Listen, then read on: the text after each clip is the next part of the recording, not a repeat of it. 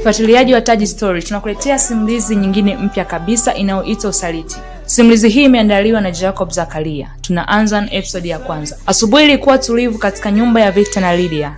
Mwanga wa jua uliingia dirishani na kuangaza picha yao ya harusi iliyoning'inia ukutani. Walionekana wakicheka kwa furaha, mikono imeshikana kwa ahadi ya milele. Miaka 6 iliyopita waliapa kupendana katika shida na raha, lakini hakuna aliyejua kuwa siku moja maneno hayo yangetikiswa na dhoruba. Lydia alikuwa jikoni akiandaa chai. Alikuwa na mwanamke mwenye upole anayejitoa kwa familia yake. Victor kwa upande wake alikuwa mfanyabiashara mwenye ndoto kubwa. Biashara yake ilipokuwa, muda wake nyumbani ulipungua. Victor, chai iko tayari, Lydia aliita kwa sauti ya upendo. Victor alitoka chumbani akiwa ameshika simu yake. Alikuwa akitabasamu kidogo huku akiandika ujumbe. Asante mke wangu, alisema haraka bila hata kumwangalia usoni. Lydia aliona jambo dogo. Victor siku hizi hakuachana na simu yake.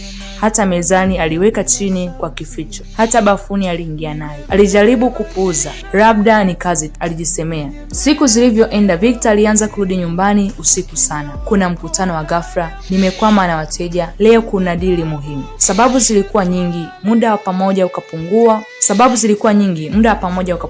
Usiku mmoja Victor alirudi karibu saa 4 usiku. Lydia alipomsogelea kumkumbatia, alihisi harufu ya manukato ya kiki, harufu isiyo ya kawaida. Hiyo perfume ni mpya? Lydia aliuliza kwa sauti tulivu. Victor alicheka kidogo.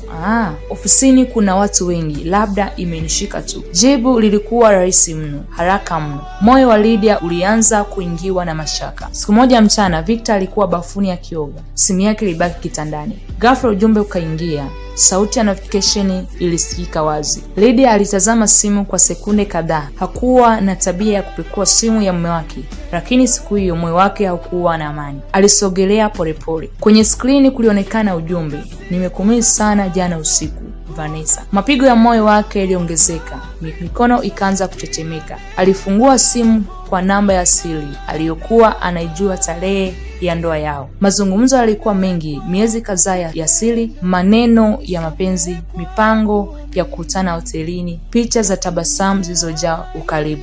Kila neno lilikuwa kama kisu moyoni mwake. Aliketi kitandani polepole, machozi yakaanza kumwagika bila sauti. Hakupiga kelele, hakuvunja kitu chochote, alibaki kimya, akiwa amevunjika ndani.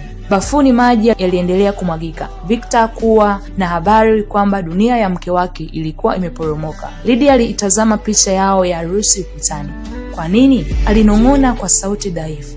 Alirudisha simu pale pale mezani, akafuta machozi yake haraka kabla Victor hajatoka bafuni. Victor alipotoka alimkuta Lydia akipanga kabati. Ulikuwa unalia? Aliuliza. Lydia alitabasamu kwa maumivu, vumbi tu limeingia machoni. Victor hakutilia manani. Baadaye aliondoka tena kwa kisingizio cha kazi. Mlango ulipofungwa, Lydia alidondoka sakafuni na kulia kwa uchungu wa kimya. Ndani yake kitu kilikuwa kimekufa, sio upendo wote, lakini uaminifu. Na pale pale, bila yeye kujua, mbegu ya maumivu ilianza kuota. Na mbegu hiyo, kama isingong'olewa mapema, ingeweza kuzaa kitu kibaya zaidi.